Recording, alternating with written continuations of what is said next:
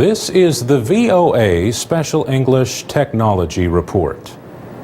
Privacy activists are concerned about Google's new privacy policy as of March 1st.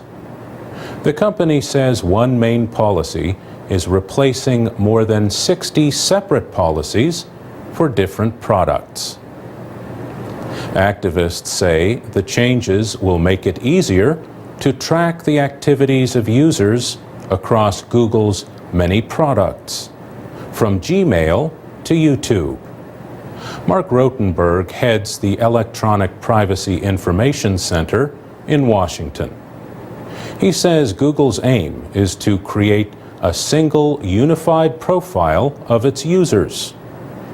We believe that not only is that a threat to privacy, we actually believe it is illegal because last year Google entered into an agreement with the U.S. Federal Trade Commission in which they said they would not engage in that kind of data sharing without the explicit permission of their users.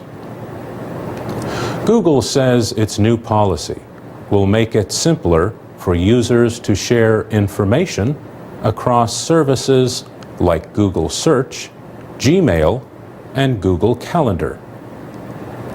And it says the new policy will help personalize each user's experience. Over time, it says users can expect to see better search results, fewer unwanted advertisements, and more content targeted to their interests.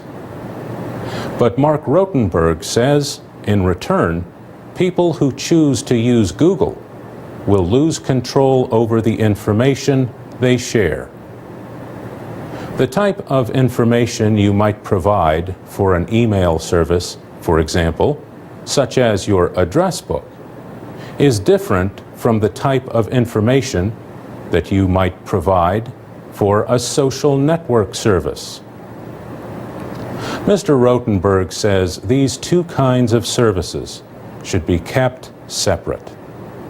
In our view, Google is actually undermining a very well-established expectation of privacy, particularly for popular internet services like electronic mail. Critics also see a bigger problem with Google's new policy. The plan would not give users a choice to opt out of the data sharing. Mr. Rotenberg says, in our view, if people want to make their personal information available, they certainly should have the right to do that. What we're objecting to is the effort by the company to take away from the users that choice that they should have.